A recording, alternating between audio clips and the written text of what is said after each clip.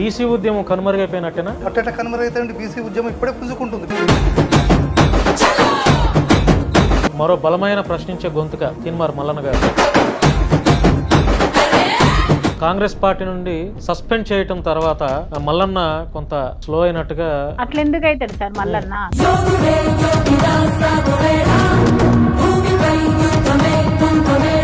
అంటే ఇప్పుడు కాంగ్రెస్ పార్టీ నుంచి మల్లన్న సస్పెండ్ చేయటం మల్లన్నకే మంచిది అంటారా? కాంగ్రెస్ పార్టీ నుంచి సస్పెండ్ చేయడం చాలా మంచిది. ఎందుకంటే నరేంద్ర గారు మీరు చెప్పండి, ఎట్లా ఉంది రేవంత్ రెడ్డి పరిపాలన? రేవంత్ రెడ్డి గారు కూడా పద్మశాలిలకు ఒక మహాసభలో బీసీ కమిషన్లు పద్మశాలి కమిషన్ ఏర్పాటు చేసి మల్లన్న బీసీ ఉద్యమాన్ని అడ్డం పెట్టుకుని స్వలాభం కోసం వందల కోట్ల రూపాయలు వెనకేసుకోవడానికి, ఆయన బ్యాంక్ ఖాతాలో వేసుకోవడానికి ఈ ఉద్యమాన్ని అడ్డం పెట్టుకున్నాడు. ఇప్పుడు మల్లన్న మీద ఎన్నో రకాలుగా మాట్లాడుతుంది. అది కాదు, బీసీలు ఒక్కళ్ళే కాదుగా, తెలంగాణలో ఎస్సీలు కూడా ఉన్నారు కదా, ఎస్టీలు కూడా ఉన్నారు, అన్ని క్యాస్టులు ఉన్నారు కదా. మరి ఎస్సీ ముఖ్యమంత్రి ఎందుకు అవ్వకూడదు? ఉదాహరణకి కృష్ణమాదిగ గారే ఉన్నారు కదా. ఇవ్వ మందకృష్ణ మాదిగ కూడా మల్లన్న నా అల్లుడు అని ఎందుకు అన్నాడు? తెలంగాణలో మొన్నటి వరకు హైడ్రా నడిచింది. డ్రామానేనా? హైడ్రాలో ఒక చిన్న మోస కనపడుతుంది సార్ చెప్పండి. మల్లన్న గారు నిజంగా మా బీసీల యూరిన్ తాగండి మీరంతా అని అంటే బీసీల గురించి అనలే కదా ఆయన. దాని తెలుగు జవాబు చెప్పిడు అంతే. చాయ్ కోసం పైసలు అడుక్కున్న వ్యక్తివి నువ్వు ఈ రోజు నువ్వు హెలికాప్టర్లో దిగేంత రేంజ్కి ఎట్లా ఎదిగావని క్వశ్చన్ చేస్తున్నారు మల్లన్న. మన ప్రధానమంత్రి ఛాయ్ అమ్మిండిగా ఆయన కూడా. అందరికీ నమస్కారం, వెల్కమ్ టు శశి టీవీ. నేను భాను మేకల.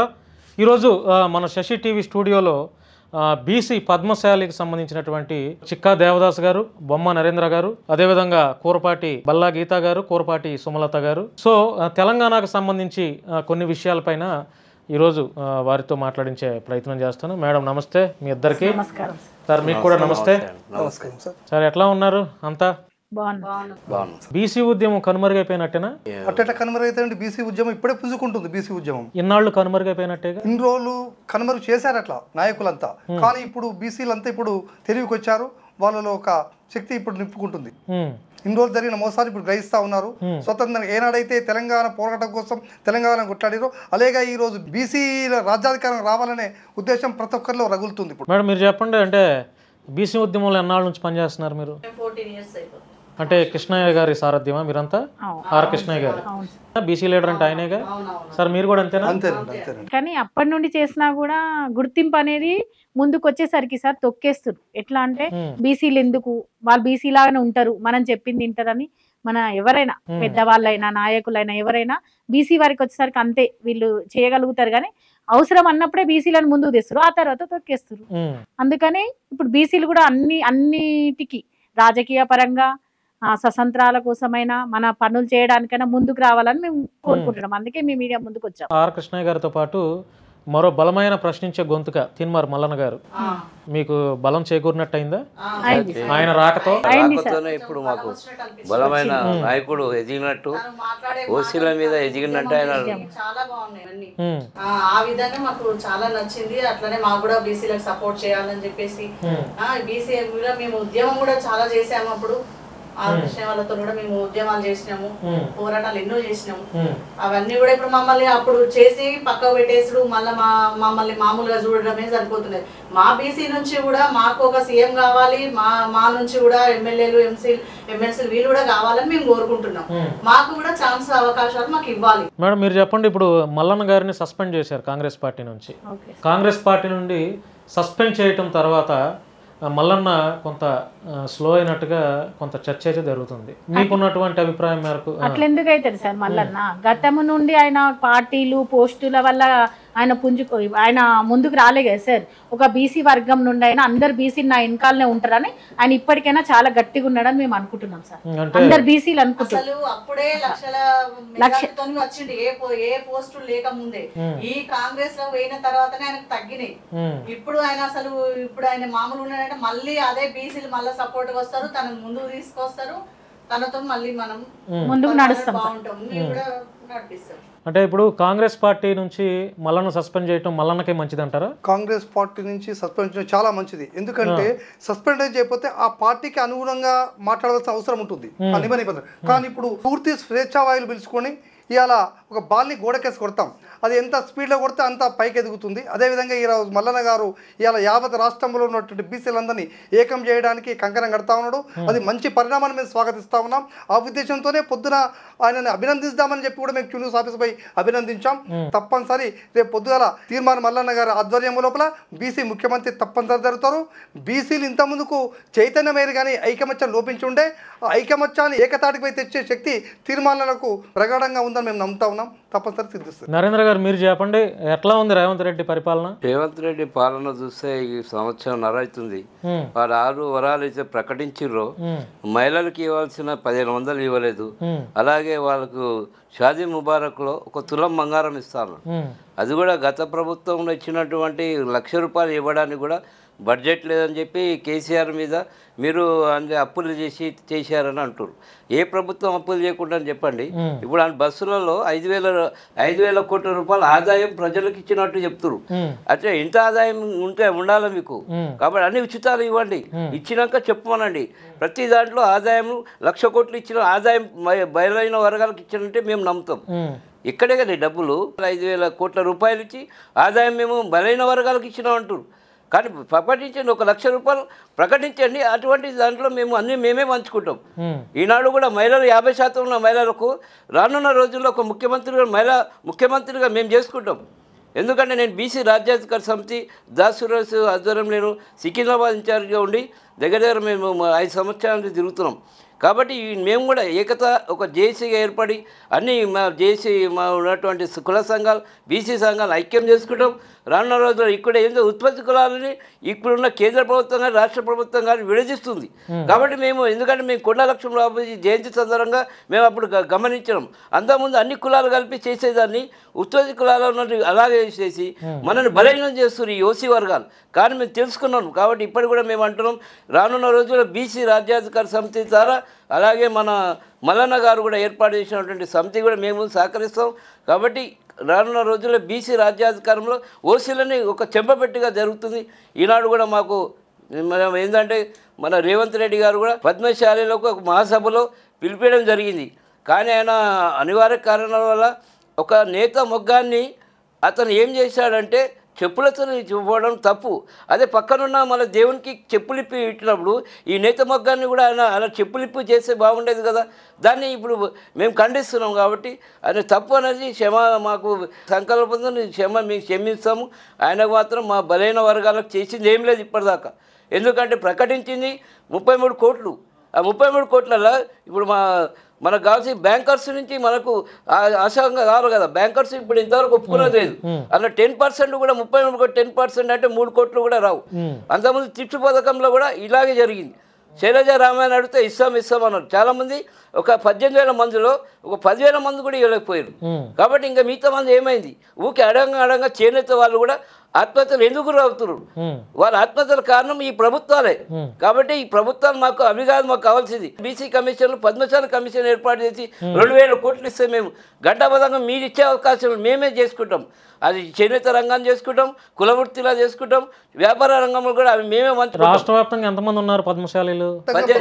12% ఉంటుంది సార్. 12% ప్రత్యక్షంగా పరోక్షంగా 20,000 కుటుంబాలు, చేనేత కుటుంబాలు, ఇంచుమించు 1,00,000 మంది ఈ జీవనోపాధి చేనేత వృత్తిని బతుకుతా ఉన్నారు.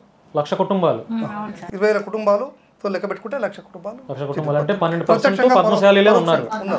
మల్లన్న బీసీ ఉద్యమాన్ని అడ్డం పెట్టుకుని స్వలాభం కోసం, అంటే ఆయన ఆస్తులు సంపాదించుకోవడానికి, ఇంకా 100 కోట్ల రూపాయలు వెనకేసుకోవడానికి, ఆయన బ్యాంక్ ఖాతాలో వేసుకోవడానికి ఈ ఉద్యమాన్ని అడ్డం పెట్టుకున్నాడని చెప్పి చాలామంది బహిరంగంగానే అంటున్నారు. ఆయన ఒక బ్లాక్మెయిలర్ అని.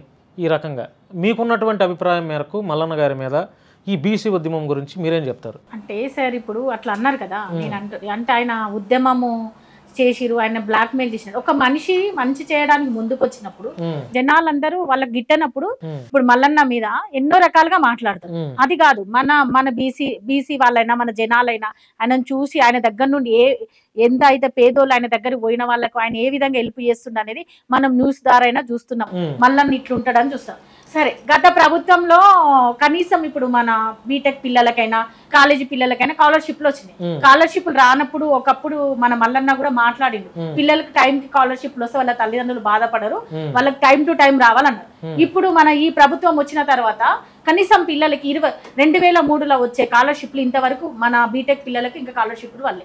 మామూలుగా మధ్యతరగతి వాళ్ళు రేషన్ కార్డులు పెట్టి మన ఇప్పుడు వాళ్ళు స్కాలర్షిప్ తీసుకోవాలి, వాళ్ళ సర్టిఫికెట్లు కావాలని కాలేజీల చుట్టూ ఇప్పుడు కొన్ని కాలేజీ మన నాయకుల కాలేజీల దగ్గర పోయి నిలబడి పిల్లలు ఆ ఎండలో నిలబడి మా స్కాలర్షిప్ రాలేదు, మేము కట్టలేని పరిస్థితిలో ఉన్నామన్నప్పుడు కూడా మల్లన్న వాళ్ళని ఖండించిండు.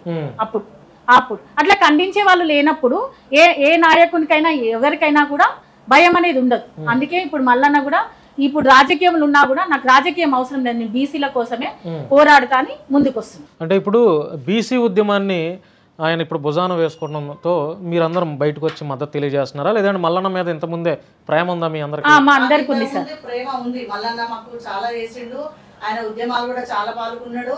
ఆయన సంపాదించాలనుకుంటే ఇప్పుడు కాదు, ఆయన ఎప్పటి నుండో సంపాదించవచ్చు.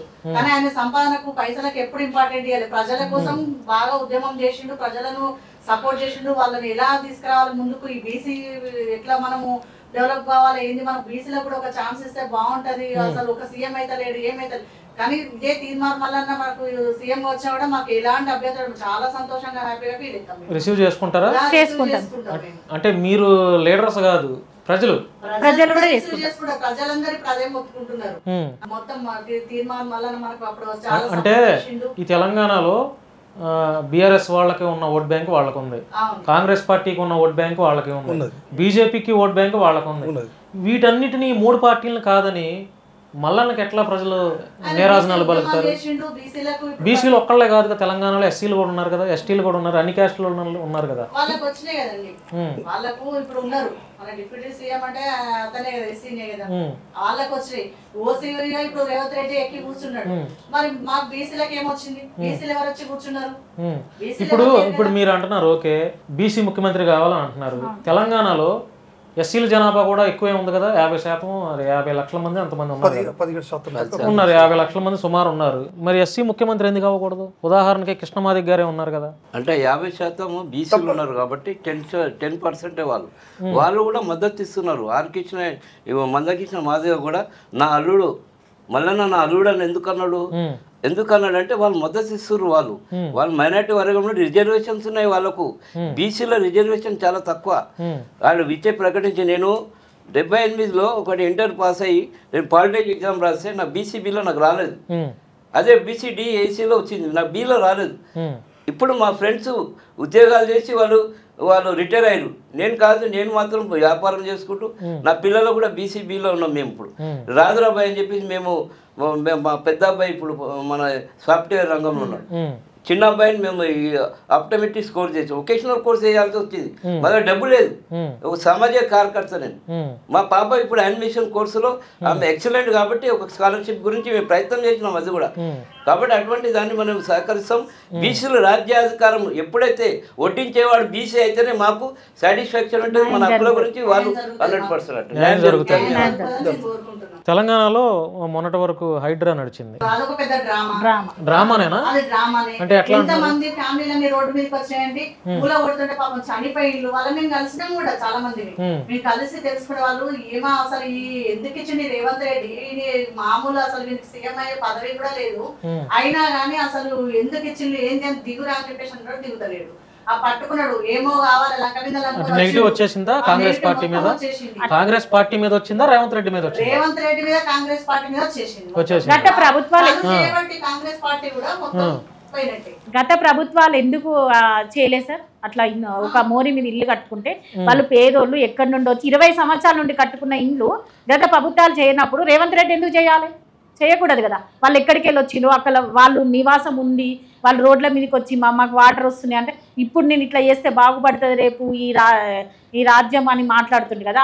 వాళ్ళు ఏ విధంగా చాలా బాధలు పడుతుంది వాళ్ళ పిల్లలతో పాటు. వాళ్ళు రోడ్డు మీదకి వచ్చి మాకు ఇల్లు ఎక్కడ, మాకు ఇరువాటు ఎక్కడ, మేము బతికేది ఇక్కడ కదా అని ఒక్కొక్కరు కనీసం ఏడుస్తారు తెలుసా. వాళ్ళు రోజు కూలి పని చేసుకొచ్చుకొని అక్కడ 50 గజాలు 30 గజాలు ఉంటే వాళ్ళు ఇల్లు నిర్మాణించుకుంటే హఠాత్తుగా వచ్చి ఆ ఇల్లు వాళ్ళ పొట్ట మీద కొట్టి వాళ్ళ ఇల్లు ఖాళీ చేయండి మేము కూల కొడుతున్నాం అని చెప్పడం ఎంతవరకు కరెక్ట్ సార్? అది కరెక్ట్ కాదు. ఎందుకంటే మీరు వెళ్ళి కలిసారా బాధితులు? వాళ్ళకు ఒక అసలు ఇన్ఫర్మేషన్ ఏం లేకుండా డైరెక్ట్ నువ్వు జేసీబీ పెట్టి కూలగొట్టేస్తే ఉన్న ఫలంగా వాళ్ళు ఎక్కడికి పోతారు? రోడ్ల మీద పడ్డారు ఆ ఫ్యామిలీలు అన్ని. వాళ్ళు వసూలు కదా, తగులుతుంది, కంపల్సరీ తగులుతుంది, ఈసారి పోతాడు. ఇప్పుడు ఎన్నికలు పెడితే రేవంత్ రెడ్డి ఓడిపోతాడా? ఓడిపోతాడా? ఖచ్చితంగా ఓడిపోతాడు. భాను గారు, ఈ హైడ్రాలో ఒక చిన్న మోసం కనబడుతుంది సార్. చెప్పండి. హైడ్రాలో ఎట్లా కనిపిస్తారంటే అంత ముందుకు కాంగ్రెస్ ప్రభుత్వం అధికారం లేక ముందుకు కాళేశ్వరం స్కామ్ జరిగింది, ఫోన్ ట్యాపింగ్ జరిగింది, కార్ రేస్ జరిగింది, 100 కోట్లు పోయి జరిగినాయని చెప్పి ప్రజల్లో ఒక రకమైనటువంటి హైప్ తెచ్చి మేము రాగానే వాళ్ళని జైల్లో వేపిస్తాం, ఇలా గద్దె తీస్తాం, ఇది చేస్తాం అన్నటువంటి వాడు వాళ్ళతో ఏమైందో కమ్ముక్కైరా ఏమైందో తెలియదు ఈ రాజకీయ నాయకులు వచ్చిన తర్వాత ఈ హైడ్రా పేరుతో ఆ ఉద్యమానికి స్వస్తి పలికాడు. హైడ్రా తెచ్చింది ఏంది? ఈ ప్రజలను మొత్తం హైడ్రా చుట్టూ తిప్పితే ఈ కాళేశ్వరం కానివ్వండి పాలిటిక్స్ పాటించారు. ఈ విధంగా ఏ రాజకీయ నాయకుడు వచ్చినా డివైడ్ అండ్ పాలసీ బీసీల మీద చేస్తా ఉన్నారు. ఈ 75 ఏళ్ల చరిత్రలో సమైక్య రాష్ట్రంలో కానీ తెలంగాణ రాష్ట్రంలో కానీ ముఖ్యమంత్రి కాలేకపోయారు. ఇలా బీసీలు ఎస్సీలు ఎస్టీలు జరుపుతుంటే 80% పైకున్నప్పుడు కూడా కాలిస్తలేరు. ఎందుకు? వీళ్ళలో ఐకమత్యం లోపించింది. ఆ ఐకమత్యానికి ఈనాడు ఒక సూర్యుని లాంటి వ్యక్తి తీర్మార్ మల్లన్న ఈనాడు రాష్ట్రంలో ఉన్నటువంటి 75 బీసీ సంఘాలను ఏకం చేసుకుని ఒక జేఏసీని ఏర్పడి ఇప్పుడు వణుకుబుట్టింది ఈ కాంగ్రెస్ ప్రభుత్వానికి రాష్ట్రంలో. దాని ఫలితంగానే ఈరోజు ఇచ్చినటువంటి ఎమ్మెల్సీ ఎన్నికల్లో కానీ ఒక ఎస్సీకి ఒక ఎస్టీకి 3 బీసీలకి ఇలా పదవులు వచ్చినాయంటే ఇది తీర్మార్ మల్లన్న జేఏసీ చేసినటువంటి ఉద్యమే తప్ప వేరేది కాదు. ఇలాంటి ఉద్యమాలను అణచివేయడానికి తీర్మానం రకరకాలుగా చేస్తూ ఉన్నారు. అదేవిధంగా ఈ రాష్ట్రంలో రాజకీయ నాయకులు జేఏసీగా ఏర్పడతారు అన్ని పార్టీలు.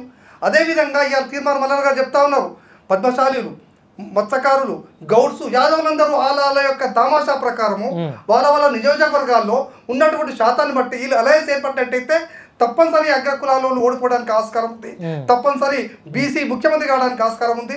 ఆ పోరాటంలో మేమంతా తీర్మానాలకు మేము అండగా ఉంటాం. మేడం, నేను ఇటు మీ ఇద్దరిని మిమ్మల్ని అంటే మీరంతా ప్రజాస్వామ్యంలో మహిళా నాయకురాలుగా మీరున్నారు, మీరు కూడా లీడర్లుగా తిరుగుతూ ఉన్నారు, అనేక సమస్యల మీద కూడా పోరాటం చేసి ఉండొచ్చు.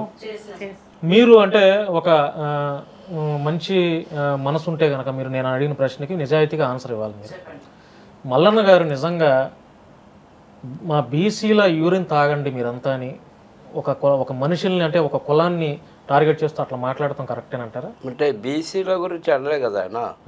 వాళ్ళు ఎప్పుడైతే ఓసీలలో ఉచ్చదాగుతున్న దానికి దాని తెలుగు జవాబు చెప్పాడు అంతే. వాళ్ళు చెప్పిన దానికే మేము కూడా ఉచ్చదాగిస్తామని చెప్పాల్సి వస్తుంది. కత్తిని కత్తితోనే కొట్టుతారు కదా. కాబట్టి అటువంటి మాట ఒక సందర్భం వాళ్ళన్నది తీసుకురాలేదు కదా. మల్లన్న గారు మాట్లాడిన మాటే మమ్మల్ని ఉచ్చదాగమంటారా మాటనే ఎక్కువ హైలైట్ చేస్తున్నారు కదా. వాళ్ళు అక్కడ అనంది మన మల్లన్న అనలేదు. ఆయన వాళ్ళు అక్కడ అన్నారు కదా, ఫస్ట్ ఓసీలు వాళ్ళు అన్నారు, ఆ తర్వాత మనం రిటర్న్ కౌంటర్ చేసిండు. అంతేగాని ఆయన మనస్ఫూర్తిగా ఆయన ఉద్దేశంగా పూర్వకంగా ఆయన అసలు కౌంటర్ కి రీకౌంటర్ అనుకోవచ్చా? అంటే ఇప్పుడు ఒక ప్రభుత్వం ప్రతిష్టాత్మకంగా చేపట్టినటువంటి కులగణన విభజన ఏదైతే ఉందో అది నిజంగా ఫాల్స్ అంటారా? అంటే అబద్ధం అంటారా? మొత్తం ఎక్కువ అబద్ధమే అనుకోవాలి. అంటే బీసీలని తప్పుడు లెక్కలతో చూపించారు. అంటే ప్రభుత్వానికి ఏం వస్తుంది అలా తప్పుడు నివేదిక ఇస్తే? అంటే మన బీసీలు ఎదగద్దనే కదా, బీసీలు ఎదగద్దనే కదా సార్. ఉన్నది ఒకటి ఏంటండి, ఓసీలు ప్రతి దాని కాడ ఓసీలే, ఎక్కడ చూడు వాళ్ళే. మరి మన బీసీలను ముందుకు రానిద్దామని చెప్పేసి అసలు ఎక్కడి నుండి వస్తలేదు. పోనీ మనం పోరాటం చేస్తారని చెప్పి మన మల్లన్న ఒకటి ముందుకు వచ్చిండు. తను నేను మనం ఏదో తెప్పించుకుందాము, మన బీసీ నుంచి ఒక మంచి సీఎం తెచ్చుకుందాము అని చెప్పేసి అనుకుంటే ఆ ఓసీలు తొక్కి పడేసుడు, ఏదో ఒకటి మాట్లాడు చేసుడు. మరి వాళ్ళకున్న అధికారం మనకెందుకు లేదు? మనకు కూడా హక్కు ఉన్నది కదా. మేము మనకు పౌర హక్కులు అన్ని ఉన్నాయి, మనం కూడా కొట్లాడి తెచ్చుకోవాలి. రాజ్యాధికారం సాధ్యమవుతుందంటారా బీసీ ముఖ్యమంత్రి ఎన్నికల్లో? రానున్న ఎన్నికల్లో బీసీలు రాజ్యాధికారం వస్తుంది. ఒకటి ఏంటంటే ఈ పార్టీలలో ఉన్న మా బీసీ నాయకులకు నేను మనవి చేస్తున్నా, మీరు పార్టీలను విడండి, మీరు ఇందులోకి రండి. ఎందుకంటే ఆ పార్టీల నుండి ఏం సాధించింది? గత ప్రభుత్వంలో బీసీలు ప్రశ్నించలేదు కేసీఆర్ని, మేము చూసాం. చెప్పినా కానీ ఆయన విన్నాడు. ఇప్పటి ప్రభుత్వాలు కూడా ఇప్పుడు రేవంత్ రెడ్డి ఎంతమంది రండి బీసీ ఎమ్మెల్యేలు. ఇప్పుడు మీ మాట నేను అడ్డొస్తాను అంటే ఈ బీసీ ఉద్యమంలో ఉన్నటువంటి బీసీలే కాదు కదా, కాంగ్రెస్ పార్టీలో బీసీలు ఉంటారు, బీఆర్ఎస్లో బీసీలు ఉంటారు, బీజేపీకి కూడా బీసీ ఓట్ బ్యాంకింగ్ ఉంది కదా. వీళ్ళందరూ అంటే ఈ 3 పార్టీల్లో ఉన్నటువంటి బీసీలందరూ ఐకమత్యంగా కలిస్తేనే కదా కానీ బీసీలు ఎక్కువ ఎవరు ముందుకు వచ్చి వాళ్ళకి సపోర్ట్ చేయలేదు. ఓన్లీ ఓసీలతోనే ఆయన సపోర్ట్ తోనే వచ్చిండు తప్పితే అసలు మన సిటీలో కూడా అంటే నా పాయింట్ అర్థమైందా మీ నలుగురికి? ఇప్పుడు ఏ పార్టీలో వాళ్ళకి బీసీలు ఉంటారు, ఏ పార్టీలో వాళ్ళకి ఎస్సీ ఓట్ బ్యాంకింగ్ ఉంటది, ఎస్టీ ఏ కులానికి ఆ కులానికి ఏ పార్టీకి ఉంటది ఓట్ బ్యాంకింగ్. బీసీలంతా గ్రహించవలసింది ఏంటంటే పార్టీలకు అతీతంగా పార్టీలలో ఉండండి, కానీ పార్టీలకు అతీతంగా మీరు ఈ ఉద్యమం చేపట్టాల్సిన అవసరం ఉంది. మీరు మీ పార్టీలో ఉంటే మీ అధికారంలో మీరు పనిచేస్తున్నారు, మీకు మీ యొక్క అధ్యక్షుడు మీకు ఏం పోస్ట్ ఇచ్చిండు, మీకు అధ్యక్షుని ఎవరు చేయాలి ఇప్పటిదాకా? అలాంటి పోస్టులు లేవు కదా. అందుకొరకు అది గ్రహించుకొని వాళ్ళంతా ఏకతాటి పైకి వచ్చి ఓటింగ్ అప్పుడు మీరు పదవులు తీసుకోండి, ఎందుకు రారు? అందుకు పార్టీలకు అతీతంగా ఈ బీసీ ఉద్యమాలు ఉండాలా. అట్లా ఉన్నటువంటి వాళ్ళే స్వచ్ఛందంగా మనము బీసీ రాజ్యాధికారం తీసుకోవాలి. ఒకప్పుడు చాయ్ పైసలు కోసం అడుక్కున్నటువంటి అంటే బహిరంగానే ఇట్లాగే అంటున్నారు, అడుక్కున్నావు నువ్వు మా దగ్గర చాయ్ కోసం పైసలు అడుక్కున్న వ్యక్తివి నువ్వు, ఈ రోజు నువ్వు హెలికాప్టర్ లో దిగేంత రేంజ్ కి ఎట్లా ఎదిగావని క్వశ్చన్ చేస్తున్నారు మళ్ళా నన్ను. కరెక్టే సార్, మన ప్రధానమంత్రి ఛాయ్ మిండిగా ఆయన కూడా ఆయన ఎందుకు అమ్మాల్సి వచ్చింది అంటే మల్లన్న నరేంద్ర మోడీ నరేంద్ర మోడీ అనుకుంటాం అంతే, అంటే ఆ రేంజ్ లో ఊహించుకుంటున్నారు. ఆయన ఓటు ఒకటి గరీబోనికైనా ప్రధానమంత్రి ఏం లాజిక్ మాట్లాడారు మల్లన్న చాయ్ డబ్బులు అడిగి నరేంద్ర మోడీ గారు కూడా చాయ్. ఒక్క విషయం సార్, ఒక సీఎం కలవాలంటే 10 మందిని కలవడానికి కలిసి సీఎం దగ్గరకు పోతాం. మల్లన్నను కలవాలంటే 5 నిమిషాలలో మల్లన్నను కలుస్తాం. అంటే ప్రజల మనిషి. ప్రజలకి ఏమైనా బాధ వచ్చిందంటే నేను చేస్తా రండి, నాకు వెళ్ళిపోయింది నేను చేస్తా. మల్లన్న న్యూస్ లో కూడా ఎవరి దగ్గర ఎంత ఉంటే 10 రూపాయలు ఎందుకు కాదు, చిన్న పిల్లగాడు గల్ల డబ్బా పలగొట్టి అబ్బాయికి హాస్పిటల్లో బాగాలేదని మల్లన్న న్యూస్ ఇస్తే ఆ అబ్బాయి ఆ డబ్బులు కూడా ఈ అకౌంట్కి వేస్తే నేను ఈ అబ్బాయిని బతికిస్తున్నా అని ఓపెన్ గా చెప్తుండు మల్లన్న. అది ఏం చేస్తుండు, రాజకీయ పరంగా చేస్తలేడు కదా, మానవత్వం పరంగా చేస్తుండు కాబట్టి మల్లన్నకు పేరు అంతే. రాజకీయ పరంగా సీట్లో కూర్చున్నప్పుడు బీసీలను ఎట్లయితే కింద తొక్కి పడేయాలని అనుకుంటారు కదా, అదే బీసీలందరూ కలిసి కూడా మనం బీసీలలా కలిసి ముందుకు వద్దామని అన్ని వర్గాల వాళ్ళు వస్తే అప్పుడు మనదే సీఎం పదవి ఉంటది. రాజకీయ పరంగా ఎప్పుడు ఏమైనా జరగొచ్చండి. అంటే ఈ రోజు డిష్ అని బూతులు తిట్టుకున్న వాళ్ళంతా రేపు కలుస్తారు. ఈ రోజు మళ్ళీ స్నేహంగా ఉన్న వాళ్ళంతా మరునాడే శత్రువులుగా కూడా తయారవుతారు. రాజకీయాల్లో ఎప్పుడు ఏం జరుగుతుందో మనకు తెలియదు, మిత్రులు కాదు శత్రువులు కాదు కదా. సో రేపటి రోజున లేదంటే రాబోయే రోజుల్లో మల్లన్నని ఒక మంచి హోదా ఇస్తాము, మా పార్టీలో జాయిన్ అవ్వండి అని చెప్పి బీఆర్ఎస్ కానీ బీజేపీ కానీ మరొకసారి ఆఫర్స్ ఇస్తే మల్లన్న ఓకే నేను ఈ పార్టీలోకి వెళ్తే నా బీసీలకి న్యాయం జరుగుతుంది అని మల్లన్న ఒక ఆలోచనలో ఆయన అనుకొని ఒకవేళ బీజేపీ లేదంటే బీఆర్ఎస్ లేదంటే ఇంకేదైనా పార్టీల్లో ఆయన జాయిన్ అయితే మీరందరూ సపోర్ట్ చేస్తారా? చూసారు, ఇక్కడ మీరు ఒక మాట అన్నారు, వాళ్ళు అంటే క్లారిటీ లేదు, మీరు సపోర్ట్ చేస్తామన్నారు, వీళ్ళేమో సపోర్ట్ చేయమన్నారు. ఎందుకంటే సార్ మల్లన్న మీరు కన్ఫర్మేషన్ కూడా ఉండాలి మీకు. అంటే ఇప్పుడు మల్లన్న బహుశా అదే చెప్పాం కదా, రాజకీయాల్లో ఏదైనా జరగవచ్చు. మల్లన్న ఏదైనా పార్టీలోకి వెళ్తే మరి మీరు సపోర్ట్ చేస్తారంటే మీరు సపోర్ట్ చేస్తానన్నారు, ఆయన సపోర్ట్ చేయమన్నారు. అప్పుడు మీలో మీరు కూర్చొని మాట్లాడుకోవాలి, ఆన్సర్ ఎవరితో చేసుకోవాలి, మల్లన్నతో చేసుకోవాలి. మన బీసీ వాళ్ళతో కూర్చొని మల్లన్న ఇట్లా పోతే మనకి న్యాయం జరుగుతుందా లేదా అనేది మనకి క్లారిటీ రావాలి కదా. ఉన్నారు ఇప్పుడు సార్ వాళ్ళు మాట్లాడారు, చెప్పండి సార్. ఒకటి పెట్టుబడి వ్యవస్థ మారినంత వరకు బీసీలు ఎదగరని అనుకుంటున్నారు వాళ్ళు. కానీ గత మొన్న ఎన్నికలు ఏమైంది, పట్టభద్రుల ఎన్నికలో వాళ్ళు రెండో ప్రాధాన్యత గెలవడం బీసీలు గెలిచినట్టు అక్కడ.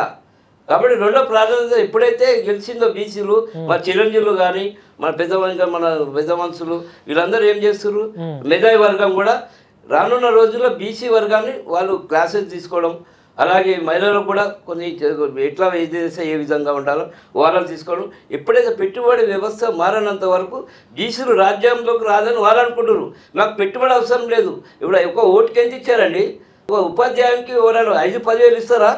ఎందుకు ఇవ్వాల్సి వచ్చి వాళ్ళు ఎందుకు తీసుకున్నారు? అది తప్పు వాళ్ళు తీసుకోవడం. కాబట్టి అయినా కానీ రెండో ప్రాధాన్యతను గెలిచింది వాళ్ళు. మొదటి ప్రాధాన్యత గెలిస్తే అది వేరే విషయం. ఇంకొక మాట కూడా ఏమొస్తుందంటే రేవంత్ రెడ్డి మల్లన్న వెనకుండి ఇట్లాగా గేమ్ ప్లాన్ చేస్తున్నాడు, అందుకే మల్లన్న ఇలా చేస్తున్నాడు. ఎందుకంటే పాలన సరిగ్గా లేదు, పాలన మీద వ్యతిరేకత వచ్చింది కాబట్టి ఇది మల్లన్నతో కాసేపు అట్లాగా ఈ డైవర్షన్ ఉద్యమం కాసేపు సస్పెండ్ కాసేపు ఇట్లా ప్రజలందరూ దీని గురించే మాట్లాడతారు కదా. ఇలాంటి టైంలోనే బీసీలకు కూడా అర్థం కావాలి ఒకటి, తను ఇట్లా ఈ పార్టీ కాంగ్రెస్ పార్టీ ఎట్లా వాడుకోవాలి, ఎట్లా గేమ్ ఆడాలి, ఎట్లా మల్లన్నతోని ఇట్లా చేపియాలని చెప్పేసి చూస్తున్నది అని చెప్పేసి ఇప్పటికైనా కొంచెం మన బీసీలకు అవగాహన రావాలి. వాళ్ళకి అవగాహన ఒకటి వస్తే గనక వాళ్ళు రియల్ గా వాళ్ళు చేస్తారు. కాంగ్రెస్ పార్టీ నుంచి బీసీ అసలు మెయిన్ చెప్పాలంటే కాంగ్రెస్ పార్టీ నుండి మల్లన్న బయటకు వస్తేనే బెటర్. అంతేనంటారా? అంతే సార్. అంటే ఎమ్మెల్సీ కావాలన్నది ఆయన కళ. ఎమ్మెల్సీ గతంలో ఓడిపోయారు, ఇప్పుడు ఎమ్మెల్సీగా చక్కగా మంచి మెజారిటీతో వచ్చారు. ఇంకా 4 ఏళ్ళు అధికారం ఉంది పార్టీ. ఎందుకు మల్లన్నకి ఇవన్నీ ఎందుకండి తిప్పలు?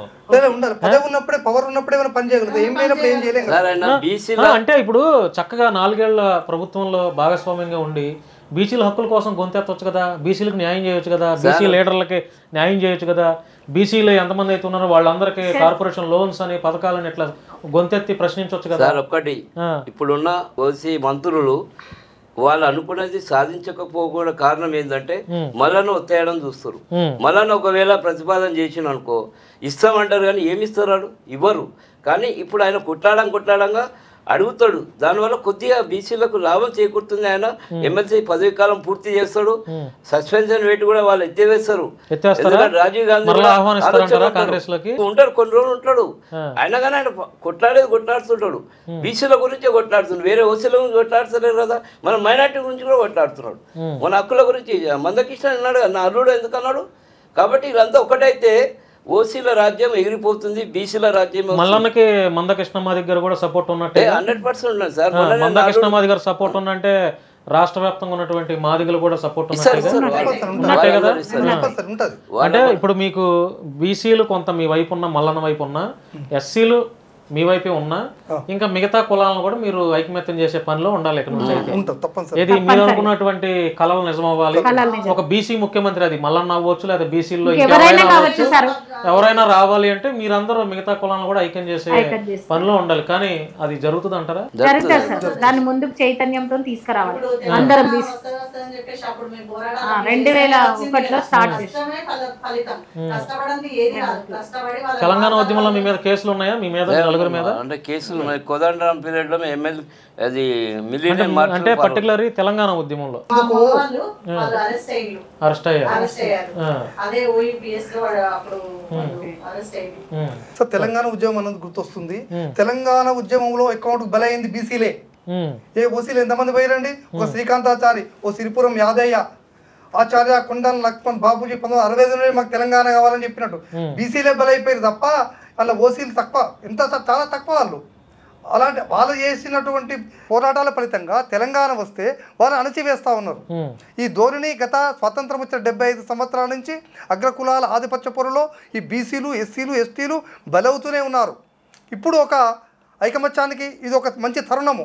ఈ తరుణానికి ఇప్పుడు అందిపుచ్చుకోకపోతే ఇక బీసీలు ఎప్పుడు ఈ రాజ్యాధికారానికి రాలేరు. కంపల్సరీ ఇప్పుడు ప్రతి ఒక్కరు చైతన్యమయ్యారు.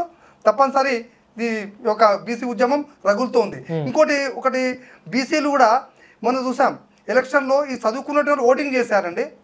ఎంతమంది ఓట్లు చెల్లలేదండి? చదువుకున్న వాళ్ళకి కూడా కొంచెం నాలెడ్జ్ ఉండాలి కదా. ప్రభుత్వాలు కూడా ఒక జీవో ఇవ్వాల్సిన అవసరం ఉంది. ఈ ఓటు వేసినటువంటి వాళ్ళు ఓటు చెల్లేంటారు కదా, వాళ్ళకు ఆధార్ కార్డు, పాన్ కార్డు ఏమైనా ఉన్నాయంటే అన్ని రద్దు చేసేయాలి. అలాంటి వాళ్ళు ఓటేయద్దండి. చదువుకొని ఒక మేధావులు ఓటే రాకపోతే ఎందుకండి? మరి మీరు ఇంత మాట్లాడుతున్నారు కదా, ఇంత చైతన్యవంతంగా, మళ్ళీ సస్పెండ్ చేసినప్పుడు రాష్ట్ర వ్యాప్తంగా ఉన్నటువంటి తెలంగాణలో ఉన్న బీసీలు ఎంతమంది ఆయనకి మద్దతు తెలియజేశారు? చెప్పారండి. ఎంతమంది స్పందించారు?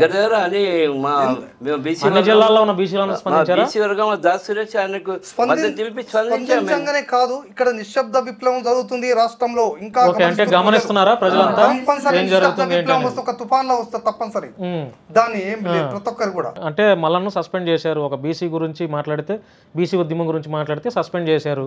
సో మనం ఇంకా జాగ్రత్తగా ఉండాలి, మనం ఏం చేయాలని ఒక ఆలోచనలో ఉన్నారు. అయితే ఏమన్నా ఇంటర్నల్ గా మీటింగ్స్ ఏమైనా పెట్టుకుంటున్నారా మీరు? పెడుతున్నాం. మేమైతే బీసీ రాజ్యాంగ సమితిలో బీసీల గురించి హక్కుల పోరాటం చేస్తూ మరోవైపు బస్సిబాట పట్టాం మేము. ఎందుకంటే రానున్న పాదయాత్ర లాంటిది బస్సు బాటలు బట్టి సమస్యలు తీసుకుంటున్నాం. నేను బౌద్ధనాథ్ డివిజన్ లో ఉండి ఒక నాలా ఉంది, ఒక 2 కిలోమీటర్ నాలా. పాదయాత్ర అంటే ఒక మాట గుర్తొచ్చింది, తీన్మార్ మల్లన్నతో కూడా పాదయాత్ర చేస్తే ఎట్లా ఉంటది అంటారు? చాలా బ్రహ్మాండంగా ఉంటుంది, సూపర్ ఉంటుంది సార్. మంచి ఆలోచన, ప్రజలకు చాలా చేరువైతం, నమ్మకాన్ని కలిగించిన వాళ్ళైతే అప్పుడు ఇంకా లైవ్ లో మనకు అర్థమైపోతుంది మనకు ఎంతమంది మద్దతు వస్తున్నారు, ఏ జిల్లాలో ఈ రోజు పాదయాత్ర పెడితే అక్కడ ఎంతమంది మద్దతు వస్తున్నారు, ఏ కులం వాళ్ళు వస్తున్నారు, ఎవరు మనకు వ్యతిరేకంగా ఉన్నారు అనేది కూడా క్లారిటీ వస్తుంది పిక్చర్. ఎవరు వ్యతిరేకం ఉన్నా మరి ఆలోచన ఉందంటారా మల్లన్నకి? అది మనకు తెలియదు కదా సార్. కానీ ఇదైతే మంచి ఆలోచన. ఇప్పుడు మనం మాట్లాడుకుంటే అది ఒక చర్చలాగా వచ్చింది, కానీ ఇప్పుడు సారు లోపల ఉందా లేదా మనకు తెలియదు కదా. ఎందుకంటే పాదయాత్ర ద్వారా మల్లన్న ఎంతమంది ప్రేమిస్తున్నారు, ఎంతమంది ద్వేషిస్తున్నారు అనేది తెలుస్తుంది. ఆయనకు కూడా ఇంకా ఈ బీసీ ఉద్యమాన్ని ఇంకా గట్టిగా ఎక్కువ చేయాలి, ఒక ఉద్యమం ఇంకా ఉధృతం చేయాలంటే ఈ పాదయాత్ర చేస్తే ఆ పాదయాత్రలో ఆ జిల్లాల్లో ఎంతమంది బీసీలు ఉన్నారు, ఎంతమంది ఎస్సీలు ఆయనకు మద్దతు పలకజేస్తున్నారు అనేది ఒక పిక్చర్ క్లారిటీ అర్థమైపోతుంది. అప్పుడు మీరు ఒక ప్లానింగ్ చేసుకోవచ్చు, ఒక పక్కా ప్రణాళిక చేసుకోవచ్చు, దాని మీద మీరు పోరాటం చేయొచ్చు. చెప్పండి ఒక సలహాలాగా, అన్న మీ పాదయాత్ర చేస్తే బాగుంటుందేమో ఒకసారి ఆలోచించి చెప్తాం. మేము ఆయనకు ఆల్రెడీ ఇస్తున్నాము. ఇప్పుడు ఏంటంటే రానున్న రోజుల్లో ఇప్పుడు ఎలక్షన్ స్థానిక ఎన్నికలు ఇప్పుడు మొదలయ్యాయి. మొన్నటి సైకిల్ యాత్రలు కూడా వరంగల్ అవన్నీ చేయించారు ఆయన. ఇప్పుడు మేము కూడా ఇక్కడ సైకిల్ యాత్ర చేపిస్తామంటే చూస్తున్నాం. మేము పాదయాత్ర ఎందుకంటే చిన్న చిన్న నియోజకవర్గాల్లో మాకు ఒక కార్పొరేట్ ఎలక్షన్లో 30,000 ఓట్లు 40,000 ఓట్లు ఉంటాయి. అందులో ఏంటంటే 7,000 ఓట్లు వస్తే అయిపోయాయి, గెలిచినట్టే.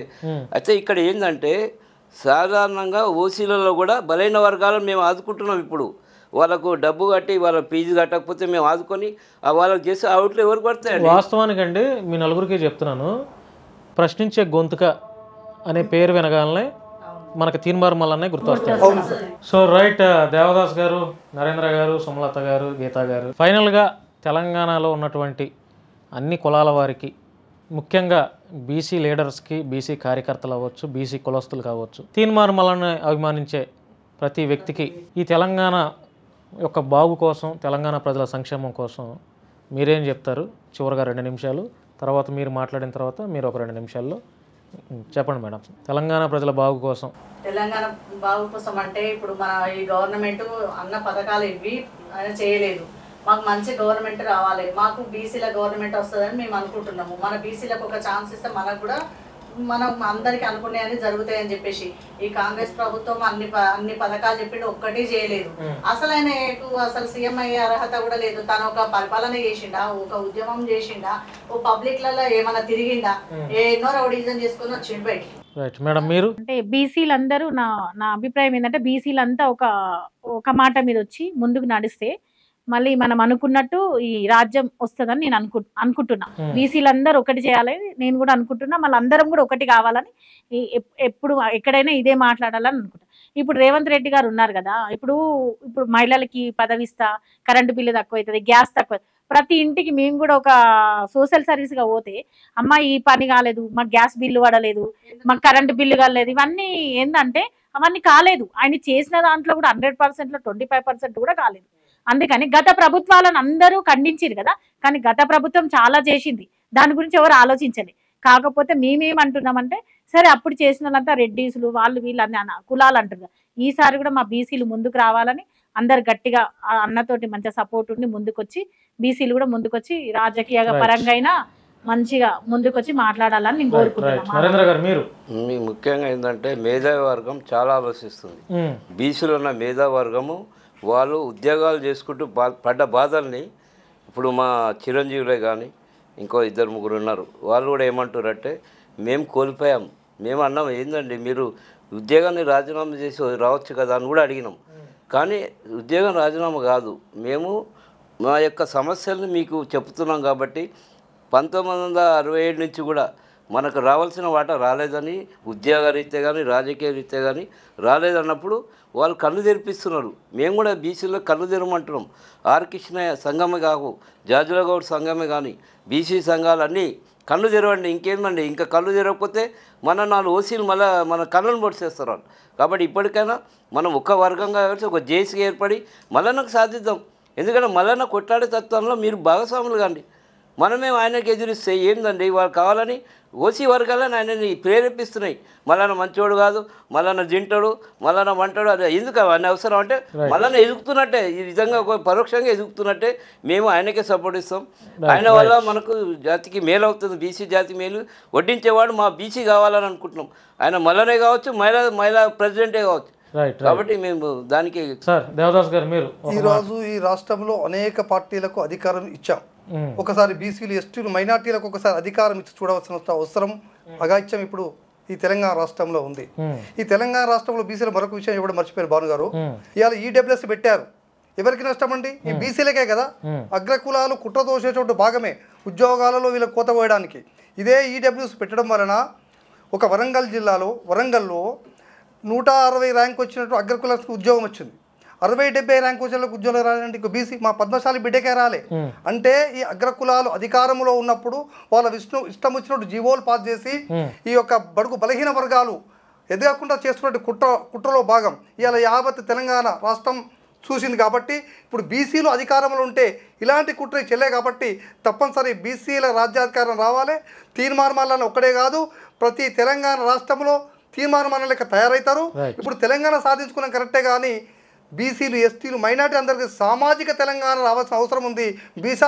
బీసీ రాజ్యాధికారం తప్పక సాధిస్తామని మాకు నమ్మకం ఉంది sir. Right sir, thank you. మీ నలుగురికి మీ యొక్క విలువైన సమయాన్ని మాతో కేటాయించి మా శశి టీవీలోకి మీరు వచ్చి కొన్ని విషయాలు మాట్లాడించే ప్రయత్నం చేశాను. మీరు కూడా చాలా చక్కగా చెప్పారు. చూద్దాం, బీసీలే కావచ్చు తెలంగాణ ప్రజలు మీ వీడియోను కనుక చూస్తే వాళ్ళు ఎటువంటి అభిప్రాయాలతో ఉన్నారు కామెంట్ రూపంలో వాళ్ళు పెడతారు. చూద్దాం ఎటువంటి మీరు మాట్లాడిన వాటిలో నిజాలుంటే వాస్తవాలని ప్రజలు కూడా గ్రహిస్తే బీసీలు నిజంగానే అరే మనం అందరం ఐక్యత ఉండాలి, మన బీసీ ముఖ్యమంత్రిని మనం సాధించుకోవాలని వాళ్ళు కూడా ఫీల్ అయితే ఒక మంచి అభిప్రాయాలని వాళ్ళు కూడా కామెంట్ రూపంలో తెలియజేస్తారు. చూద్దాం ప్రజలు మీ వీడియోని చూసి ఎలా యాక్సెప్ట్ చేస్తారో కూడా చూద్దాం. మీ నలుగురికి ధన్యవాదాలండి. నమస్తే. మీకు కూడా మీకు కూడా ధన్యవాదాలు. మీ యాజమాన్యాన్ని కూడా మేము ధన్యవాదాలు తెలుస్తున్నాం. ఎందుకంటే సామాజికంగా బలైన వర్గాల మీద ఫోకస్ చేయడం చాలా మంచిది. మేము అభినందన తెలియదు. Right sir, thank you. So friends, ఇది బీసీ లీడర్స్ పద్మశాలి కులానికి చెందినటువంటి బీసీ లీడర్స్తో ఈరోజు కొన్ని విషయాలు మాట్లాడించే ప్రయత్నం చేశాను. సో ఈ వీడియో చూసిన తర్వాత మీ యొక్క విలువైన అభిప్రాయాన్ని కామెంట్ రూపంలో మీరేమనుకుంటున్నారు ఈ తెలంగాణ ప్రజలను ఉద్దేశించి, ఈ తెలంగాణ రాష్ట్రాన్ని ఉద్దేశించి మీ యొక్క అభిప్రాయాన్ని కూడా తెలుసుకోవాలని ప్రయత్నం నేను చేయాలనుకుంటున్నాను. సో ఈ వీడియో చూసిన తర్వాత మీ యొక్క అభిప్రాయాన్ని తెలియజేస్తాను మనస్ఫూర్తిగా కోరుకుంటూ థ్యాంక్ యూ సో మచ్. నేను భాను మేకల, శశి టీవీ.